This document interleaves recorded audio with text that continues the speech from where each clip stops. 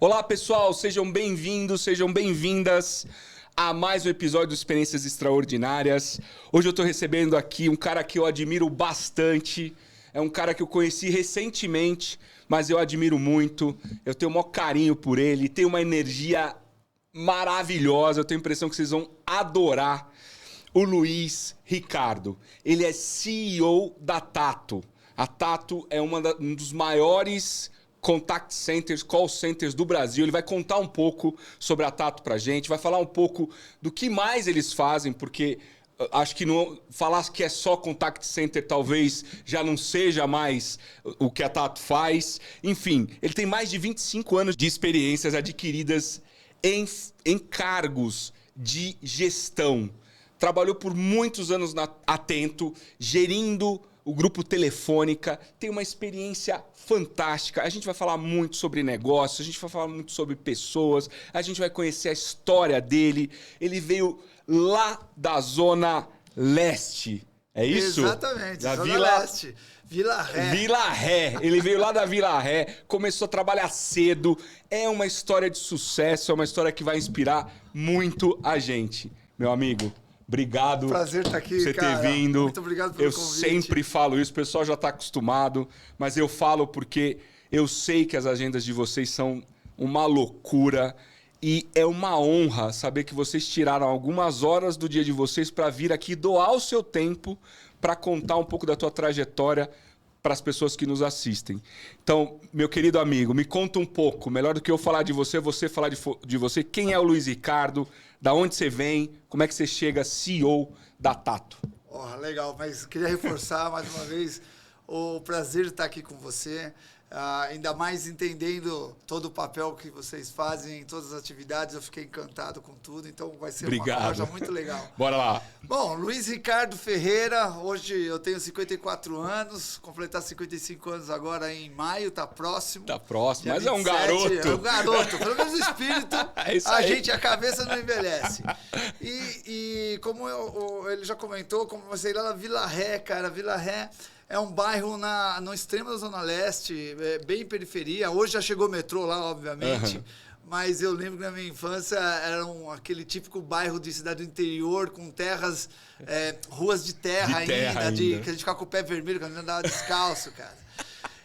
Mas a minha vida profissional começou ali na Vila Ré mesmo, cara. Porque nós tivemos uma família muito simples, né? Meu pai casou com 18 anos, minha mãe tinha 17. Uau. Imagina, crianças naquela época e foram começar a vida. E meu pai demorou para comprar televisão, cara, e a gente tive bastante irmãos, cara. Nós somos em 5 irmãos, né? E eu, o mais velho. E quando eu tava aí com 12 para 13 anos, cara, eu lembro de um episódio que me deu aquele estalo, eu falei assim, cara, eu preciso começar a trabalhar.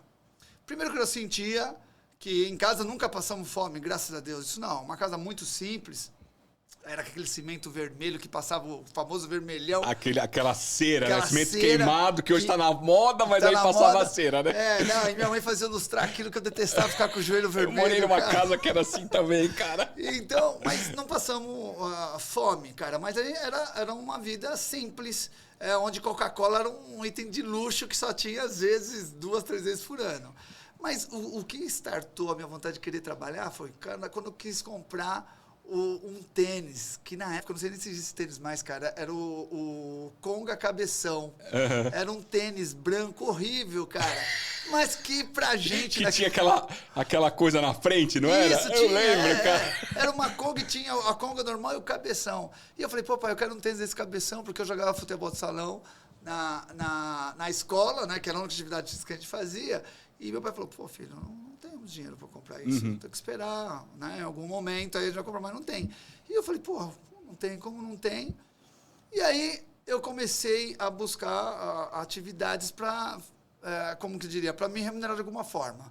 Na verdade, meu primeiro emprego foi carregando sacola de senhoras na feira que tinha de sábado na casa da minha mãe, cara. Eu ia lá, pegava aquela senhorinha que estava lá com aquele pesão, levava a sacola dela até a casa dela, ela dava um trocado para mim, que às vezes eu comia um pastel ou tomava um caldo de cana. Às vezes juntava pro Conga.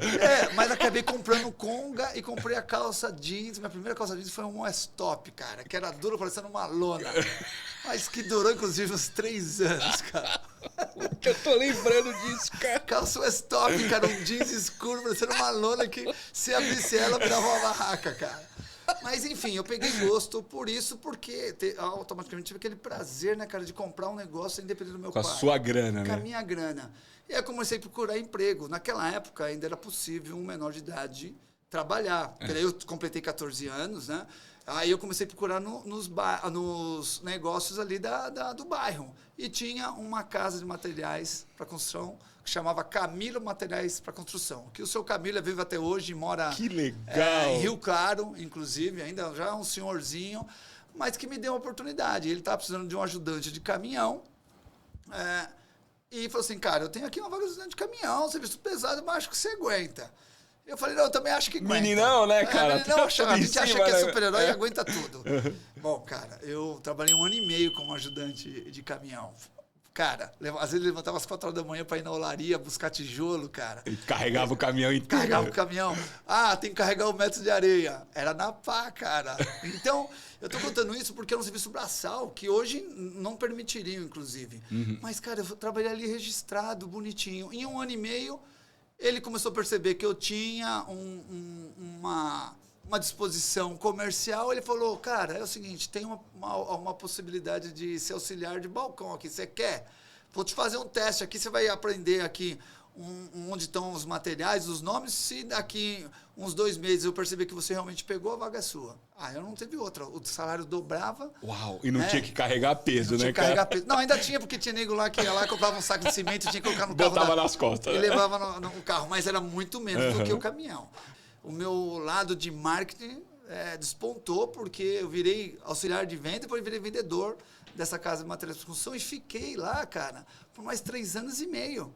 No final, eu estava liderando o balcão do Camilo, do seu Camilo, e aí eu estava já terminando o 3º colegial. É isso que eu ia falar, você não parou de estudar em nenhum momento. Nunca parei de estudar, cara. Nunca parei de estudar, porque em casa, se eu parasse de estudar, meu pai me batia. O couro cantava, né, cara? Não é que nem hoje, É. não, cara. É muito diferente. Mas, enfim, continuei os estudos. Nunca repeti de ano, porque isso era a obrigação que meu pai cobrava de mim, mas meu pai já tinha muito orgulho de ver eu trabalhando, porque no final, só de eu não dar despesa para ele, eu já estava ajudando muito em casa. Mas eu acabei ajudando em casa também, bastante, nesse processo. Mas daí apareceu o vestibular, eu entrei na faculdade, e aí um amigo meu falou, cara, tá tendo oportunidades no Banco Nacional. Acho que muita gente não lembra do Banco Nacional. Foi o primeiro banco que foi, inclusive, patrocinador do Ayrton Senna. A gente falou do Banco Nacional esses dias não aqui, existe cara. Mais, cara. Não que era mais. o bonezinho dele, Isso. né? Banco Nacional. Aí eu fui trabalhar fui lá, me postulei. Teve um monte de teste, cara. E essa vivência que eu tive nesses 3 anos e meio no Camilo, cara, me abriu muito a cabeça para... Desde matemática simples, desde discutir.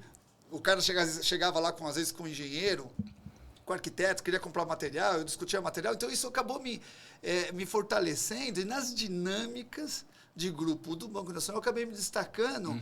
E o primeiro cargo que eu estava disputando era para ser um contínuo. Mas, no final das contas, no processo, eu falei assim, não, cara, você tem perfil, você vai ser caixa. Aí minha vida deu um salto, cara. Deu um salto, porque naquela época, nós estamos falando de mais de 30 anos atrás, ser um caixa de banco, cara, era tipo assim, ganhava 500 pau por mês e passou a ganhar 3 mil reais por mês. Caramba. Era um salto. Cara, assim, eu me dediquei, entrei de cabeça no banco. Então, eu conto esse pedaço aqui, cara, para resumir, porque não teve começo simples e não tem almoço grátis, não tem almoço grátis, né? Ou você coloca foco e enfrenta, ou você está afadado a ter sorte. Só que para mim a sorte é aquele que se prepara e a sorte bate na porta e você está preparado. A sorte só ri para todo mundo. Aqui muitas vezes a pessoa não percebe, não está preparada. Porque não está preparada, nem percebe que a sorte bateu ali, né? Exato. Aí do Banco Nacional, cara, eu deslanchei no Banco Nacional, virei tesoureiro adjunto depois de 2 anos no Banco Nacional. Depois de mais 1 ano e meio, eu acabei entrando na Philips, que foi também um outro salto na minha carreira, porque eu acabei entrando como trainee na Philips. Aí você já tava na faculdade. Já estava no terceiro ano da faculdade, cara. Você fez faculdade do quê? Administração de empresa. Legal. Administração de empresa. E aí eu estava no terceiro ano e entrei como trainee. E você vê como naquela época o trainee, o salário de um trainee era o mesmo, era até um pouquinho maior do que eu como tesoureiro adjunto. Então era um programa muito legal. Eu entrei de trainee, só que eu entrei na área de contabilidade da Philips, que era aquela unidade que tem ali em Guarulhos. Tinha, agora mudou para Manaus faz tempo, né? Que era da Consumer Electronics, era ali.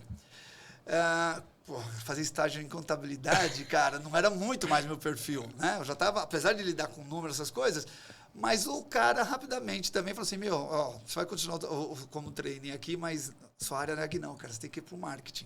E eu fui pro Você já marketing. estava com aquela coisa de lidar com as Lidar pessoas, com pessoas, de atendimento, já era Que assim, legal, muito, cara. me espalhava muito rápido, cara. O que aconteceu? Eu fui fazer o trainee em marketing e fiquei, cara. Fiquei 7 anos na empresa, cara. Caramba, aí foi subindo, Fui tal. subindo, virei analista comercial.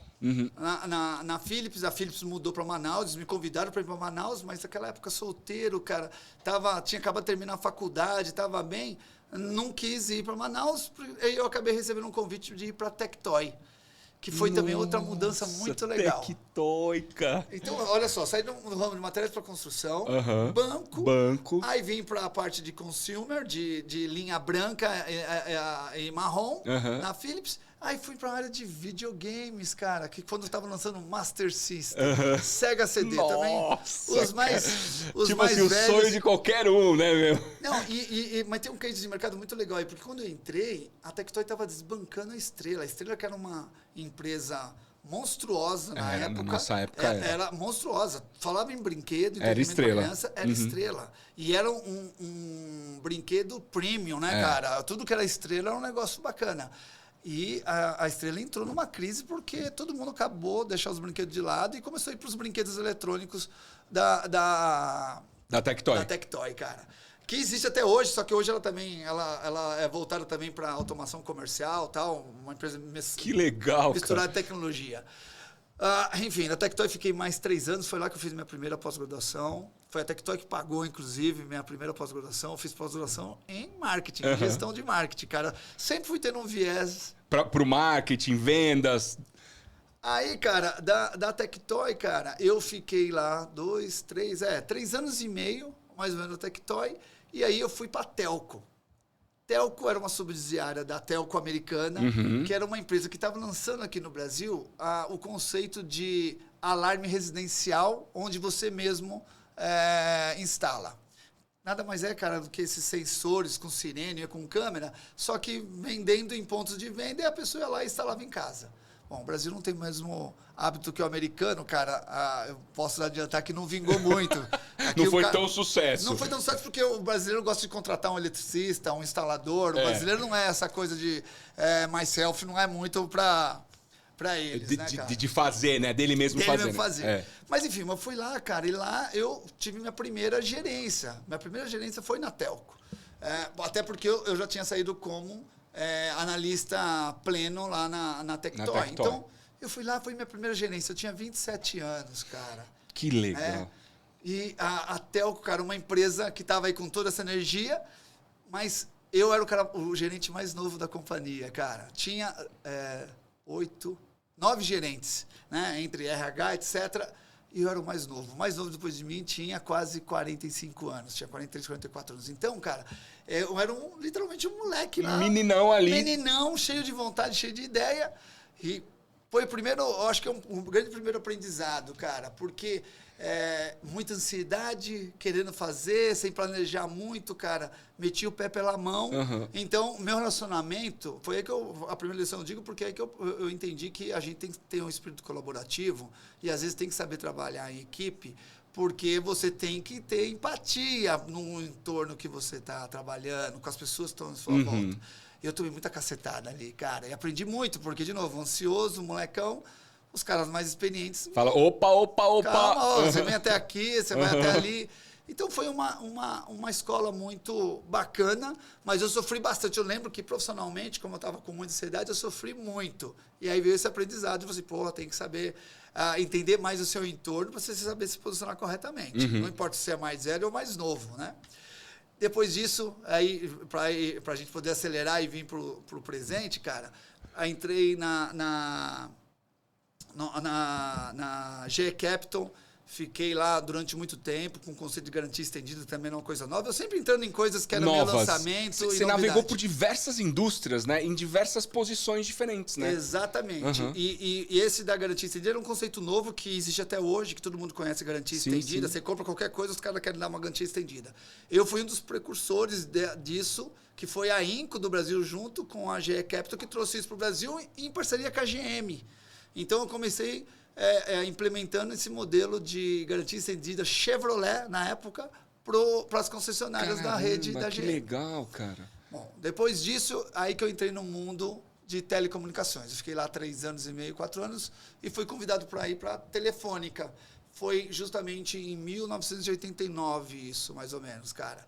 E é outro marco na história do país, porque foi quando aconteceu o grande leilão de telecomunicações, onde houve a privatização das linhas, né? Das linhas. Da empresa e, consequentemente, das linhas. Eu me lembro dessa época, cara, que se ganhava dividendos, né? Se você tinha uma linha, você ganhava dividendos. Não tinha um negócio desse? Não, cara, naquela época o telefone valia muito dinheiro. Muito dinheiro. Alugava, né? Lembra que alugava? Vendia, cara? tinha balcão telefônico, o cara ganhava muita grana. Era um bem que, inclusive, era colocado no imposto de renda, cara, porque era muito caro. É verdade. Eu entrei justamente na privatização, onde tudo isso foi mudando. Entrei lá e aí eu fui ficando na Telefônica, cara, durante 14 anos. Uau. Eu entrei lá em 1989 e fiquei 14 anos na Telefônica. Entrei como gerente de canais indiretos e saí como diretor de atendimento de televendas. Bom, dentro desse... Navegou, passou pelo celular, pelo lançamento do celular, por tudo. Cara, assim, uma experiência fantástica, porque a gente precisaria de outro capítulo aqui. Você pegou a década das grandes transformações. Das transformações em telecomunicações. Precisaria de outro capítulo aqui para só contar falar só disso. essa parte. Mas tem uma coisa que eu acho que vale a pena aqui com o público, com a gente, para vocês entenderem que aí foi uma segunda grande lição que eu tive na minha vida. Por quê? Eu estava numa carreira de 14 anos, mas quando eu estava lá com uns 9 anos de empresa, eu já era um superintendente. Uhum. Já era uma posição bastante importante. Ainda bem jovem, né? Bem jovem. Mas era uma posição bastante importante já dentro da companhia, tal, tinha um peso muito significativo, mas eu queria virar diretor.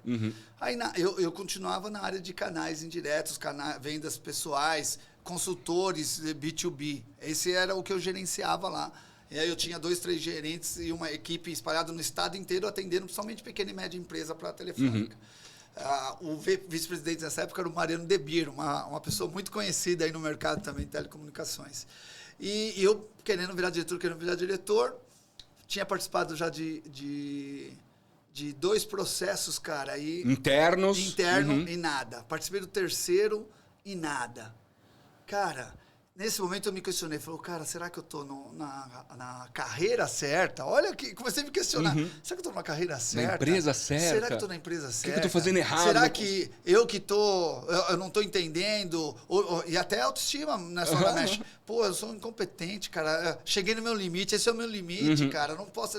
Porque não passei 3 processos, cara. Eu falei, caramba, né? Aí abriu um processo de uma área que eu não tinha experiência.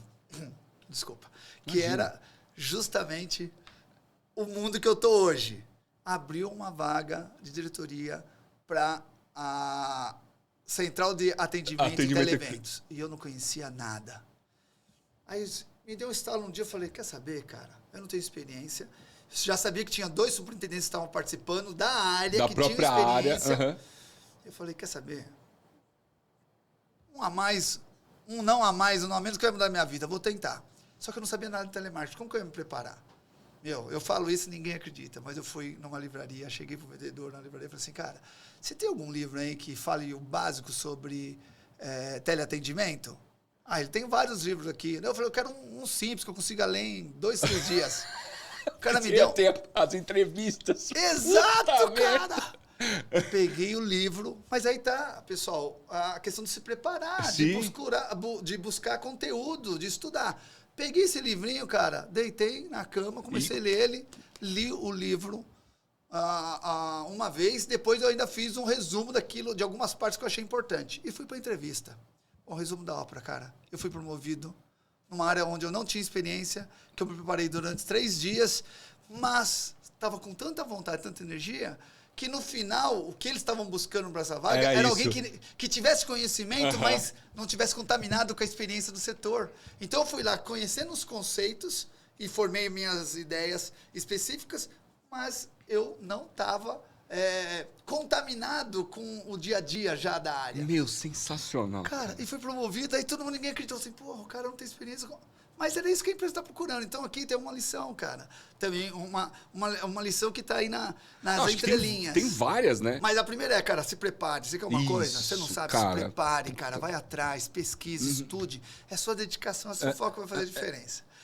E a segunda é, às vezes, cara, você tá procurando um lugar errado, cara. Você não tá vendo, você tá muito ali, você esquece de olhar pros lados. É exatamente isso. Você quase não entra no processo, né? E, puta, tua vida poderia ter mudado completamente sem esse processo, né? Porque daí, provavelmente, você vai contar o resto da tua história que é nessa área, né? Bom, em resumo, fui promovido, fiz uma carreira muito legal, fui expatriado nessa função, fui como diretor de atendimento no Chile, fiquei 3 anos no Chile, fiquei legal, tempo no Peru, fiquei um tempo na Argentina, cara, olha que experiência. Ou seja, conheceu outras culturas na América Latina, aprendeu espanhol, com certeza, espanhol, né? cara, não dá nem... O espanhol Bom, já tinha que aprender, porque telefônica mas era um espanhol, aquele meio portunhol. Quando eu fui pra lá, tive que aprender espanhol mesmo, porque era outro nível de envolvimento que legal, cara. Mas olha só, cara, se eu não tivesse tentado, se eu não tivesse estudado, se eu não tivesse me arriscado, cara, acho que tá aí que esse pessoal que tá começando a carreira agora tem que arriscar, cara, tem que acreditar e arriscar. Não, e até complementando, Luiz, se você me permite, o pessoal que está começando, o pessoal que tem ideias, né, de intraempreendedorismo que está na moda agora, né? Quer dizer, sempre existiu, mas não se chamava intraempreendedorismo, né? Às vezes a gente tem grandes ideias e fica receoso de expor as ideias para a empresa. Pessoal que tem ideias de novos negócios, obviamente tomando aí todas as precauções do mundo, blá, blá, blá. Mas, cara, você falou lá no começo uma coisa muito legal, né? Que a sorte, ela vem, mas você tem que estar preparado, né? Eu acho que essa tua trajetória, né? Que foi uma trajetória heterogênea por várias indústrias, várias áreas diferentes, ela também deve ter contribuído para esse background para você entrar nessa área, né? Porque, pô, cara, imagina tudo que você conhecia eu, por exemplo, eu trabalhei em tecnologia a vida inteira. Eu sempre fui vendas de tecnologia. Não estou me menosprezando, mas eu não tive essa rotação de... amplitude, né? Ok, eu sou de tecnologia, conheço tecnologia, estudei tecnologia e tal, mas eu fiz a minha carreira toda em tecnologia. Você teve essa oportunidade de fazer esse giro, né, cara? Não, e isso é legal porque acaba ajudando na amplitude da sua visão dos negócios também, né? Sim. E aí, em resumo, eu fiquei lá no Chile. Quando eu voltei para o Brasil, ajudei a Vivo tinha acabado de comprar a TVA, eu ajudei a fazer a fusão com a TVA, fui o executivo que conduziu a TVA na integração junto com a Telefônica Vivo na época, e aí recebi um convite que seria outra grande mudança na minha carreira.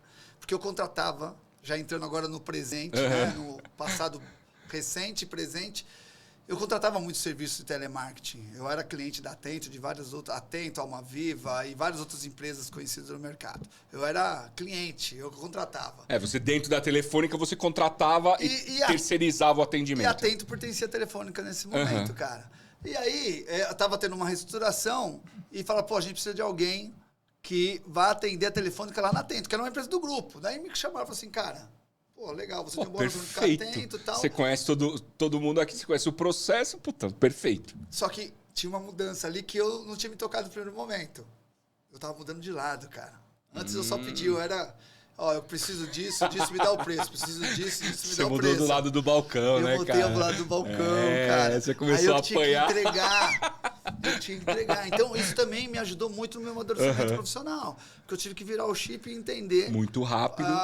como que eu agregava valor no processo. Bom, resumo da boa, ópera, eu fiquei cara. quase 14 anos na... Ou seja, entre Telefônica e Atento, quase 30 anos. Cara, eu tenho 38 anos de carteira assinada, cara, só pra você ter uma ideia. Eu já poderia ter me aposentado, que eu não quero pagar lá tem um pedágio que tem que pagar. Tô com saúde, deixa... Tá jovem pra caramba deixa ainda. rolar, mas a verdade é que eu já passei do tempo, né? Mas aí, na Atento, entrei como diretor de operações. Em 2 anos, virei vice-presidente de operações. Era a maior operação mundial da Atento, envolvendo 27 mil pessoas, foi seu pico. 27 mil pessoas espalhadas 27 mil pessoas. Espalhado em 13 pessoas. Em 13 países. Não, em 13 localidades, né? Alguns estados, mas tinha estado que tinha mais de uma unidade. Mas eram 27 mil pessoas em 13 localidades diferentes no Brasil. Com faturamento de 1 bilhão e 100 milhões de reais, cara. Naquela época. Bom, cara, isso foi uma carreira muito bacana, porque a própria Atento estava num momento de transformação, depois a Telefônica vendeu a Atento, daí saiu de uma gestão a espanhola para uma gestão americana, isso exigiu muito de todos adaptação, os executivos. Sim. Depois abriu para o mercado, né? Colocou as suas ações na bolsa, isso também trouxe um aprendizado muito grande, todo esse processo que eu nem imaginava como que era, cara. Então, foi tudo muito enriquecedor. E no final da minha carreira aí na Atento, que houve a Tato, aqui entrando um pouco na Tato, que é o presente, né? Na época, quando me chamaram, a antiga empresa, que foi a origem da Tato, que era a BTCC, Brasil Telecom Contact Center. É uma empresa monocliente focada só na Oi. Na Oi. Que tinha uma grande e sólida força operacional, mas que era monocliente, então não tinha atividade de marketing, de vendas, não era uma empresa completa. Era uma empresa completa como CNPJ, entendeu? Com administração e tal, mas com uma atividade muito voltada. Então era quase uma extensão da Oi. E aí todo mundo sabe que a Oi está num grande processo de transformação, acabou de sair de recuperação judicial. Tá que foi assim, um movimento fantástico de todo mundo. Sou fã do Rodrigo Abreu, cara, porque... Rodrigo, queremos você aqui, hein? Queremos você aqui, hein? O Rodrigo aqui, porque ele está gestionando uma grande Não, foi um turnaround fantástico, super complexo. Cara. Eu acho que é um dos maiores da América Latina ou do mundo, não tenho certeza agora aqui, mas ele com maestria, e obviamente todo o resto dos executivos da Oi, conduzindo, sai da recuperação judicial, agora está aí numa nova fase rediscutindo Não, e criando, né? Criando áreas, criando empresas, criando uma nova Oi. Não, enfim, fantástico. É realmente um case... um turnaround assim que vale a pena saber. E tem muita coisa, tem muito desafio vindo pela frente para o grupo, mas obviamente que o caminho está muito bem direcionado. E a Tato, né, que hoje chama Tato, eu vou explicar porque chama Tato. Essa história é legal. Mas a antiga BTCC, não fazia sentido ela continuar parada no tempo se o grupo Oi estava se transformando. Então eles me chamaram e falaram assim, cara, a gente quer que essa empresa agregue valor para o grupo. E a melhor maneira de agregar valor é fazer um spin-off e começar a atender o mercado. E aí foi o desafio. E foi aí que eu virei CEO da Tato. E eu diria que foi... não é porque é o presente... Você está há quanto tempo lá? Eu vou fazer 3 anos. 3 anos. Na abertura eu falei que vocês são uma empresa de contact center, mas obviamente vocês hoje extrapolaram isso, né? Explica um pouco pra gente, o que vocês fazem lá na Tato? Eu vou explicar isso e depois eu volto na questão do nome. Tá bom. Mas hoje a gente se posiciona como um integrador de tecnologia e pessoas. Né? O atendimento, qualquer cadeia de valor da experiência do cliente, tem vários tipos. Hoje em dia tem vários tipos de contato por vários canais diferentes. Então a tecnologia foi se tornando um ingrediente extremamente importante em todo esse processo, principalmente as empresas que têm consciência que a estratégia de atendimento faz parte da estratégia de sustentabilidade da empresa, porque ali você trata de todo o ciclo de vida do cliente e garante uma boa compra, um bom relacionamento ou uma boa saída, o que isso gera fidelização, gera comprar mais, enfim. Quem não pensa na experiência do cliente hoje e na fidelização do cliente, está fadado a não ter sustentabilidade na empresa. Então, essas duas coisas, né, essa convergência de tecnologia, a convergência de conteúdo, foi fazendo os antigos contact center se transformando em empresas de tecnologia também. E, na verdade, teve momentos nessa transformação que falaram a tecnologia vai acabar com o ser humano. Não, nada disso, cara. Sempre vai existir o ser humano, a tecnologia cada vez vai ser mais sofisticada. Eu acho que o grande lance da nossa, que é o muito difícil, e que a gente está se especializando, é como você integra as duas coisas. As duas coisas e tem o melhor atendimento possível. O melhor atendimento, a melhor venda, ou a melhor cobrança, seja o que for a origem ou o motivo do contato do cliente final, ele tem uma coisa resolutiva, fluida, simples e satisfatória. É isso aí, né? é isso aí. E, obviamente, sempre com a questão de produtividade, né? Porque isso é muito importante, né? Uma sustentação nos custos adequada à operação. Agora, por que chama Tato? Então, eu já sei, mas o pessoal ficou curioso. Essa história é muito legal, essa porque é legal mesmo. Eu me sinto pai, literalmente, da Tato. Eu ando com a camiseta da Tato o tempo todo. Né? A Dani, que é a minha noiva, até que me desculpa, porque ela vive reclamando assim, pô, você vai no almoço da família com a camiseta da Tato. É isso mesmo, vocês vão entender a história agora. Porque, cara, quando a gente assumiu, a gente sabia que o BTCC, que era o nome da empresa, que era já conhecido no mercado, porque a Tato já estava entre as 10 maiores empresas do país, né? Hoje já está com 12 mil funcionários, tem um faturamento acima de R$500 milhão, então ela já estava entre as 10. Então ela já era conhecida, mas ninguém fala assim, mas ela não compete, ela só trabalha para Oi. Então esse nome comercialmente não era forte. Ficou muito ligado ao monocliente, né? O monocliente, ao passado também. Ao um passado do Brasil Telecom, que tem um monte de coisas aí que não vem ao caso, mas que não ajudavam nesse processo de transformação. Aí eu levei pro conselho e falei, cara, a gente precisa montar a marca, cara, senão eu vou sair já, bater de cara, na hora que eu apresentar a empresa já vai criar uma resistência, a gente tem que contar outra história. Aí a gente contratou uma agência, junto com o conselho a gente foi construindo, entendendo o DNA da antiga empresa, e a gente percebeu que a gente tinha duas coisas muito fortes. Que a gente tinha, assim, uma capacidade operacional muito consolidada e tinha um calor humano muito grande. E aí, olhando para o mercado, olhando para fora, cara, a gente começou a pensar, o que o mercado está precisando? O que tem a ver com o nome que o mercado está precisando? E aí, no final de contas, a gente chegou à conclusão que o mundo precisa de mais tato em tudo, né? Então, o tato vem em primeiro momento de ter tato com as coisas, tato com o ser humano, tato com os negócios, tato com as pessoas, ter cuidado, empatia. Então veio o nome Tato, veio daí. Porque a gente quer se posicionar como uma empresa que tem esse tato para entender que a gente está cuidando... Esse cuidado, essa... Cuidado com tudo, com todo o processo, cara. Tem que ter um tato. Isso... Que genial.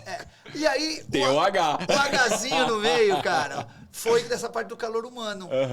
Que tem a ver, porque é muito forte em ações sociais. A gente tem doação de sangue a cada 3 meses lá, cara. A gente faz campanha de doação nas regiões onde nós estamos presentes, para as comunidades mais carentes. Um monte de ações bacanas. Vocês têm o primeiro emprego e empregam também pessoas de maior idade. Primeiro emprego, último melhor emprego. Idade. A gente tem uma diversidade, realmente lá, Tato. Na verdade, toda empresa de contact center tem isso bastante seu DNA, é o primeiro emprego ou é o último emprego, e não importa se é mulher, se é homem, se é parte, se é japonês, se é hétero, se é miss, não importa. Pra gente não importa, pra gente importa a pessoa e a atitude de querer trabalhar, cara. Então, a gente colocou o H, que hoje... Conecta com esse humano. Esse tato, e é para falar do human-centric, que a gente tem que ter o ser humano no centro das decisões, cara. No final de contas, tudo envolve o humano. Tudo bem, vai ter a IA que vai... Pode até ser que eles sejam mais inteligentes do que a gente, mas eles nunca vão ter um ombrinho não pra vai, chorar, cara. Não vai. Então, vai ajudar, né? Mas tem coisa... O tato, por exemplo, não tem mas, como... Mas, no final, o IA é para ajudar as pessoas. Então, tudo tem o ser humano feito. Então, esse Hzinho é pra gente não esquecer. Que legal. Cara, genial. Você já tinha me contado, eu já sabia, mas eu gosto de ouvir essas histórias que tem esse fundo... não só de marketing, né? Tem esse fundo do conceito da empresa, né? Da cultura. Por falar em cultura, Luiz, como que foi, como que é, né? Liderar essa mudança de cultura, né? Porque não é só mudar o nome, né? Vocês hoje atendem diversos clientes, vocês não atendem mais só a Oi, né? Vocês têm uma cultura mais moderna, você é um cara moderno, né? A gente sabe, eu te conheço, você tem uma linguagem... um linguajar moderno, ideias modernas. Como é que é liderar essa mudança cultural? Cara, assim, falando na Tato especificamente, primeiro que liderar gente sempre é muito complicado, gente. Nunca tratem com simplicidade. Você tem que ser simples, mas não existe simplicidade no cuidado com as pessoas. É um negócio que eu acho que vou morrer aprendendo sobre isso. No caso da Tato, tem uma coisa que me ajudou um pouquinho. Porque como tinha muito potencial... na hora que eu criei perspectiva para as equipes, cara, isso foi um estopim. Isso, me arrepia porque eu lembro quando eu falei, não, cara, a gente vai abrir para o mercado, a gente vai ter outro nome, a gente vai para o mercado, a gente vai crescer, a gente tem coisa muito boa aqui que a gente vai potencializar. A sensação que eu tenho, assim, sabe quando você tem, não sei se a analogia é boa, imagine um rebanho de puros sangues, num cercado, numa fazenda, cara. Abriu. Você abre, os caras os vão puros pra sangues cima. saem correndo, cara, que nem uns loucos andando a 1000 por hora. É isso que me ajudou na Tato, que tinha muita vontade ali. Reprimida, vamos dizer. Reprimida, contida. Na hora que falou que você podia outras coisas, cara, isso explodiu e contaminou a empresa inteira. Agora, é óbvio que teve um trabalho de hipercomunicação, porque a gente tinha várias limitações, né? A empresa precisava ir se preparando. Lembra que ela não tinha muitas atividades. Sim. Então, teve um trabalho de hipercomunicação, teve campanhas internas, a gente trabalhou muito. Inclusive, os próprios funcionários ajudaram também na escolha do nome, a gente fez pesquisa com eles. Assim, demorou, eu diria que uns 8 meses para a gente realmente ter a certeza que a empresa inteira entendeu que a gente estava indo para outro caminho. Né? Então, teve um trabalho estruturado da nossa diretora, Uliana, que me ajudou nesse trabalho. Quer dizer, todos os diretores da companhia ajudaram. Porque não é uma coisa, né? Por mais que você lidere, tem uma dezena de pessoas que estão ali com você, né? Te ajudando nesse... Exato, cara. Então, a gente tinha 2 momentos de comunicação. Uma na comunicação interna, garantir que todo mundo estava consciente e entendendo. E essa energia positiva das possibilidades ajudou. Mas a gente fez um trabalho estruturadinho de comunicação, de endomarketing, que realmente eu diria que a hipercomunicação, por vários canais de comunicação, ajudou bastante a preparar isso. Tanto é que ninguém nem fala mais nome em um ano, ninguém mais falava BTCC, nunca mais falou. O Tato... Pum! Virou. Tem uma aderência, cara, assim, e foi fantástico. E depois teve a fase da gente, aos poucos, ir comunicando no mercado, aí, etc. E aí, por exemplo, esse ano, a Tato vai... tá com um plano de marketing bem robusto, a gente vai estar presente no nosso segmento, principalmente, em alguns outros que a gente entende como nichos interessantes, a gente vai estar muito presente, porque no final a Tato acabou virando uma nova opção no mercado que antes o mercado não tinha essa opção. Hoje eles têm a Tato e, de novo, com esse pensamento, olhando a experiência do cliente e querendo ser a melhor Eu queria entrar nesse ponto. Bom, de quem estava nesse mercado até recentemente, no mercado de atendimento ao cliente, eu sei o quanto é um mercado nervoso, é um mercado competitivo, né? Existem muitas empresas competentes no mercado.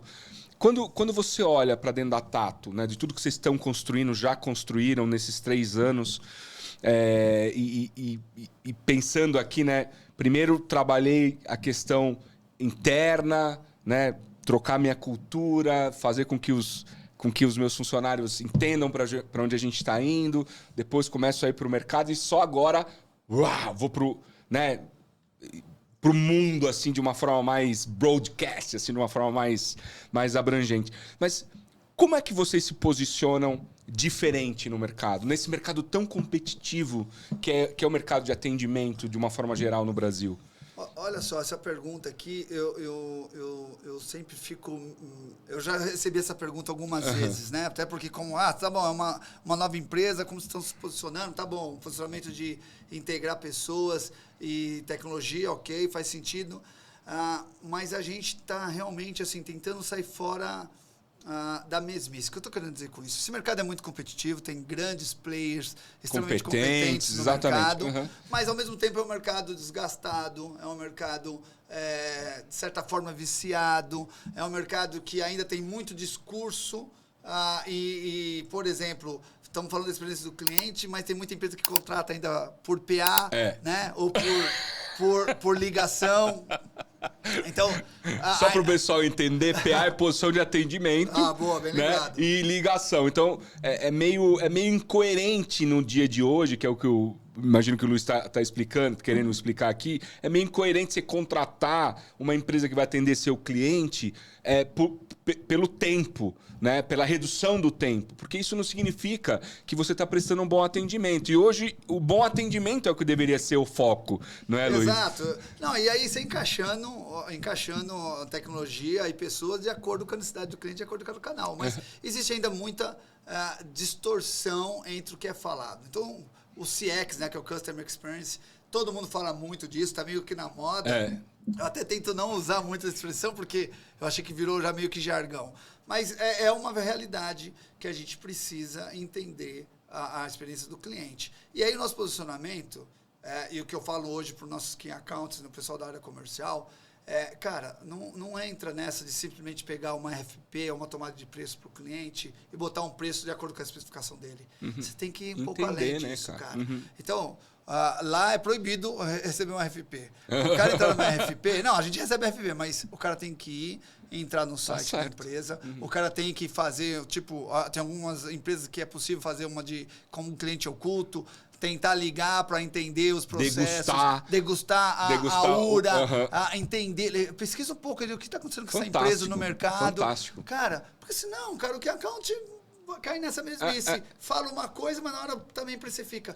Mas no final, o que possibilita a gente é ter uma visão um pouco mais próxima da necessidade real do cliente e criar opinião, entendeu? Eu acho que a maioria dos clientes esperam isso, que você realmente tem uma opinião formada e debate com ele. Pode ser até que ele vai te explicar o porquê de algumas coisas, você vai entender. Mas ele já começa assim, de saída, assim, pô, o cara entendeu meu negócio. O cara procurou entender meu negócio. Agora, depois disso... Que é a experiência do cliente, né? Que é a experiência do cliente. Você está entregando para ele a experiência do cliente, né? A gente está executando o que ele está falando. Está falando, né? Casa de ferreiros, pé de ferro. Lógico, daí a gente tem um monte de especialistas lá. Ó, só para você ter uma ideia, a gente certificou 60 pessoas no ano de 2022, uma certificação em Customer Experience com uma empresa norte-americana, que tem o Thiago Quintino, que é um dos fundadores, ele é brasileiro, ele está lá nos Estados Unidos, né? Inclusive aqui um abraço para o Thiago. Mas é uma empresa especializada em treinamento em Customer Experience. A gente pegou 60 pessoas, e não da área comercial ou de operações. A gente pegou da cadeia inteira, recursos humanos, área de TI. Por quê? Para todo mundo entender o que é CX. Para quando qualquer cliente falar com qualquer área, em qualquer ponto, saber que o cara tem uma noção do que é CX e a cultura permear a empresa, e não ser um departamento, uma diretoria. Muito legal. Esse ano a gente vai fazer mais 60 certificações, porque a gente entendeu que realmente faz diferença no como os nossos colaboradores estão tratando o tema quando está conversando com o cliente. Então, esse é um posicionamento, cara. E a gente está procurando também, lógico, a gente foi convidado para um projeto de volume grandioso, mas a gente nem estava nesse momento procurando projetos de grandes volumes. Por quê? Porque eu também quero tomar um cuidado da Tato crescer sólido, controlado, e não dar saltos, entendeu? Porque depois é difícil. Você dá salto, mas depois é difícil você remendar. Crescer com a qualidade que vocês querem entregar, crescer com a solidez que vocês querem ter. Eu entendi o seu ponto. Mas não é que eu esteja escolhendo o cliente. Não. Cliente, sejam bem-vindos a todos os momentos. Mas a gente sim tem uma preocupação, e uma autocrítica para garantir que aquilo que a gente está se comprometendo, a gente vai entregar. E é muito legal, de verdade, cara, escutar isso do CEO da empresa, porque... Cara, cultura, né? Você sabe, eu sei, e as pessoas que assistem a gente, se não sabem, vão saber. É muito importante que tenha o aval e que saia da liderança da empresa, né? Porque senão vira um negócio... não fake, mas fluffy. Vira um negócio né, que não tem solidez. Não tem solidez. Né? E é legal escutar do CEO da empresa, né, que esses são os temas relevantes. Se eu fosse cliente da Tato, ou prospect, ou estivesse procurando uma empresa, escutando você falar, eu ia ficar muito mais confortável. Porque, cara, você é o presidente da empresa e você tem isso como estratégia, né? Então, isso vai permear para a equipe, vai permear para todos os funcionários. Aliás, você pode dizer quantas pessoas vocês têm? 12 mil funcionários hoje. Caramba, Nós estamos a nossa sede é em Goiânia, né? Temos escritório aqui comercial. Você mora aqui em São Paulo? Eu moro em São Paulo. Eu vou toda a última semana do mês, fica pra lá. Fico em Goiânia. Faz o sacrifício de ir pra Goiânia comer aquela comida ruim dele. Só tem moça feia lá. Brincadeira. Só tem música ruim. Só tem música ruim, não tem sertanejo, não tem nada daquilo. Mas eu vou a última semana porque tem reunião com o conselho, e aí faço aqui até uma menção, porque tudo isso que eu estou falando também é possível porque a gente tem um conselho. O Rodrigo Abreu, ele é presidente do conselho da Tato, né? Então, a gente tem um conselho que apoia, incentiva, entendeu? Tem dado espaço e a confiança para a gente fazer o que a gente está fazendo. Então, a gente tem que realmente primar muito por isso, tem que dar muito valor para isso. Porque a gente sabe que até essa questão de não crescer de qualquer jeito, algumas empresas, às vezes, não têm essa tranquilidade, porque tem um fundo por trás, ou tem uma necessidade por trás que quer crescer muito rápido. É outro momento. Então, a gente está numa situação que a gente pode fazer uma coisa, a gente tem que aproveitar isso e potencializar o máximo. Luiz, a gente já recebeu aqui diversos executivos e a gente já falou muito sobre conselho, né? Conselho diretivo, conselho consultivo, mas a gente teve poucas oportunidades de escutar um CEO dizendo, do ponto de vista do CEO, qual é o papel do conselho. Né? Você pode contar um pouco para nós o que é o papel do conselho dentro da gestão de uma companhia? Cara, assim, eu tive 3 experiências com conselho, né? 2 na Atento e agora aqui na Tato.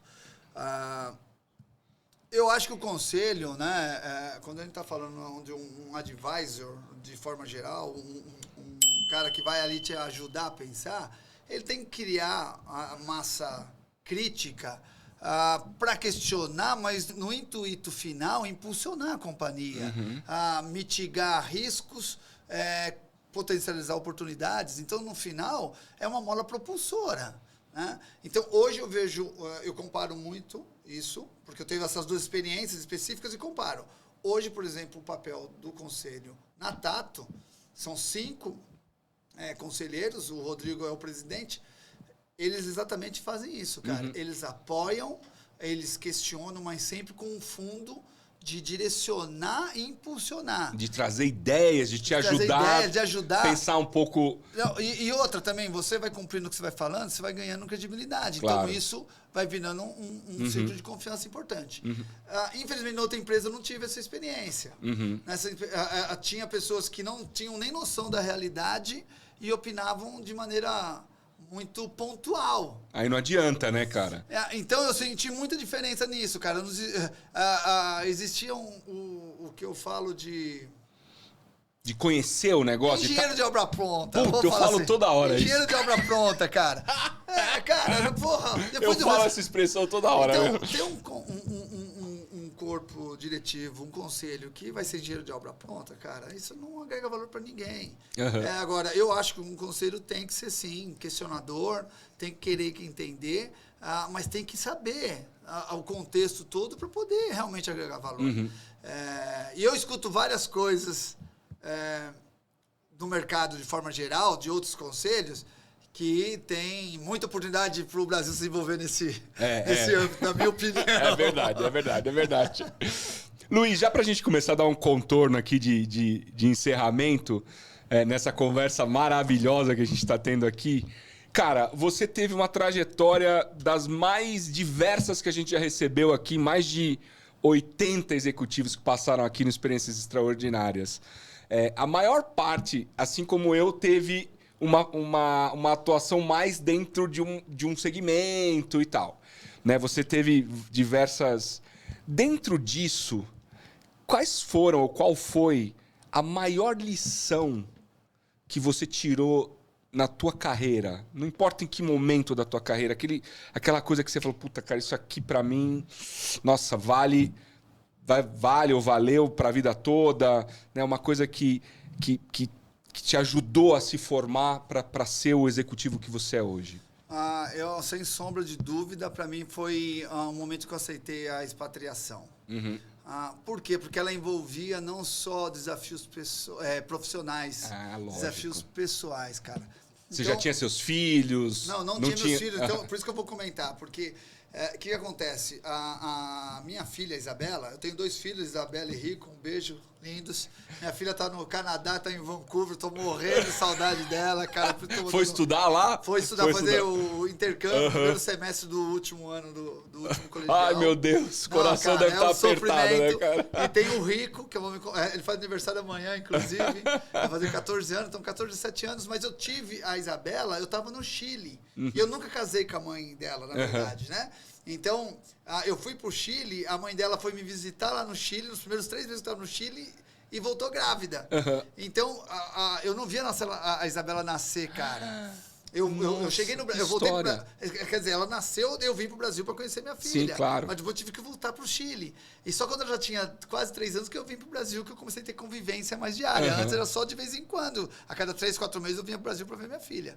Mas, voltando ao X da questão, quando eu larguei tudo aqui, fui para lá, eu fui sozinho. Então, eu sempre fui muito família. Nós somos em 5 irmãos, pai, mãe, avó. Eu era muito sempre ligado. Então, eu fui para lá, cara, eu não tinha sozinho, amigo. Né, sozinho. Eu acho que todo mundo que já foi expatriado sabe o que eu tô falando. Tem que começar a vida do zero. Por mais que você tenha uma empresa dando uma infraestrutura mínima para você iniciar, mas a sua vida, a profissional, tudo bem, mas a social você tem que fazer do zero. Zero, Então, de novo, eu falava um portunhol, tive que aprender espanhol de verdade. Então, tem a questão de idioma, cultura, clima. Eu morava na pré-cordilheira ali, eu morava em Santiago, pré-cordilheira, no inverno é frio pra caramba. Frio lá, é muito frio e muito calor, né? Muito calor extremo. Inclusive, no verão lá, às 10 horas da noite ainda tem sol, é muito legal. É verdade. Mas, assim, e aí tive que lidar com uma cultura de trabalho diferente, cara, porque no final profissionalmente também tem essa, eu era um estranho no ninho, cara.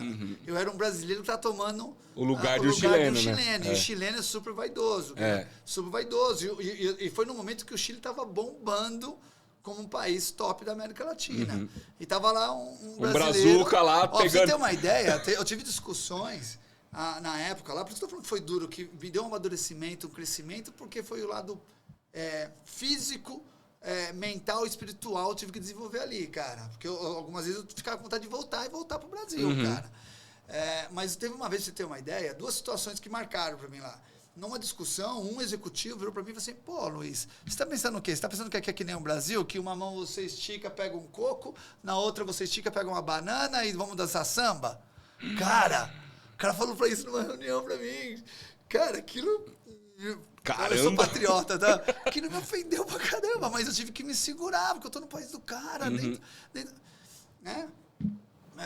Então, você vê, eu tive que ter um poder de adaptação muito grande. E o segundo fato que aconteceu também, eu fiz um evento, e eu adoro os chilenos, tenho muito amigos chilenos, tenho que deixar isso claro. Eu acho que principalmente as gerações agora não são tão contaminadas na época lá do Pinochet, etc. Que eu acho que tinha um pouco ainda da...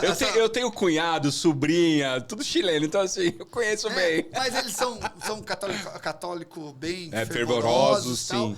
Mas, enfim, cara, uma vez eu fiz um evento lá, motivacional, e aí, para trazer um pouco da minha cultura, eu trouxe uma escola, encontrei um bloquinho de samba lá em Santiago e trouxe os caras pro final do evento, os caras tocar um samba. E, pô, eu todo feliz, achando que, pô... vou abafar, que legal, né? Vai cara, ser trouxe legal, um pouquinho da minha né? cultura, os caras assim quebrando o gelo. Nossa! Aí eu entrei no banheiro, cara, entrei na casinha, e eu já tava entendendo o espanhol muito bem, obviamente. E aí, outras pessoas que entraram no banheiro não perceberam não que eu sabia estava que você estava lá dentro. souberam, Aliás, nunca façam isso. Se você não outro comentem aprendizado. coisa no banheiro, cara. Não perceberam, também nunca falei, mas eu escutei eles falando, que pensa em ser brasileiro, essa tique-tique-tique-tique. Sabe, assim? Porra, cara, então... Todo esse contexto, eu tô falando aqui de bom humor, mas aquilo na época pesado, devia ser duro. Sozinho e lá, jovem, tal. muito jovem ainda, né, cara? Já não era tão mais jovem, eu tava com 38, 39.